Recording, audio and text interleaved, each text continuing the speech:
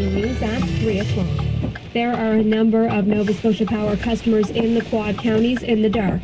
There are over 1,000 outages in Antigonish County. The James River, Arisag, Cape George, Malignant Cove, and Lock Arbor Road areas are all without power because of heavy winds and rain. All of those outages are now expected to be fixed by 5 p.m. There are roughly 140 customers in the Goshen area without power, and there are around 100 customers in the Waikagama, Mabu, Lake Ainslie, and Port Hood areas without power, and SP officials estimate all of those will be fixed by 4 p.m., and there are roughly 120 outages in the Point Tepper and Cardell Trailer Court area without power. That's expected to be fixed by 4:30. And a note for motorists, the Englishtown Ferry in Victoria County is now back in service, and the Seal Island Bridge is open to all vehicles. The list of potential buyers for the new Cape mill has narrowed. A lawyer representing the court-appointed monitor handling the mill's sale told Nova Scotia Supreme Court the list of qualified bidders is down from 21 to 14 at a hearing today.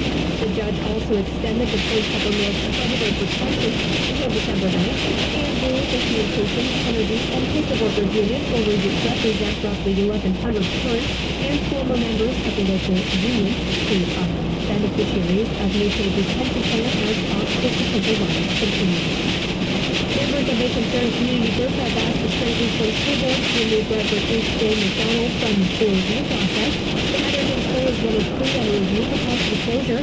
Denise Galori with Save Community Schools tells the Hawk Board staff did not include the identification report with the impact assessment report, so the school should be dropped from the process. The original document has to be included with the impact assessment. So they need to background as to why the school is under review in the first place. They did not include that. The lawyer says they've asked the board to remove the school from the process at tonight's regular meeting. From the board says members will deal with the matter tonight, but they haven't decided if it will be open to the public. So Oxford County Councilors, department heads, the CAO, mayor, and director of finance will meet to approve a budget for the town tonight. Councilors voted to lower tax rates and have staff find cuts elsewhere in July. Town Finance Director Aaron McEachen made suggestions on areas for cuts, but councilors decided they should meet and go over the budget line for line. Always on the road.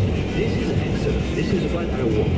Here's another update from the Hawkmobile. Good afternoon, I'm Bob McCaffrey of the Canso Causeway, where I can tell you it is a white-knuckled trip across the Canso Causeway this afternoon. This northwest wind has really picked up in the last 2 hours, and it was northeast earlier, so that's not so bad because it's coming from kind of the other side of the strait, if you will.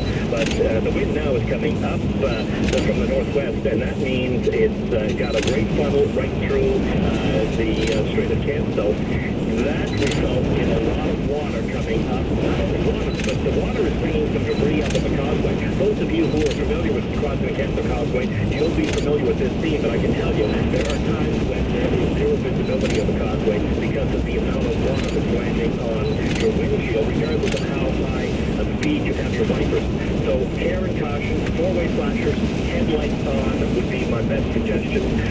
And just to take it very carefully across the causeway. And indeed, while it's tough coming from Cape Breton Island to the mainland, it's almost as bad coming from the mainland to Cape Breton. You really don't escape that regardless of which way you're traveling this afternoon. So again, the Canso Causeway is open, but it is a white-knuckle drive. That 1 kilometer seems more like 5 kilometers this afternoon, so take care when you're driving home. At the Canso Causeway in the Hawkmobile Line, Bob McCaffrey from 101.5 The Hawk. 101.5 The Hawk. Skywatch weather. For today, rainfall and wind warnings in effect, with storm surge warning for Antigonish and Inverness counties. Rain today, 20 to 30 millimeters, risk of thunder showers with winds gusting between 70 and 100 kilometers an hour, a high of 15. Rain tonight, 10 to 20 millimeters for Antigonish and Guysborough counties, 20 to 30 millimeters for Cape Breton. Winds gusting 70 to 100.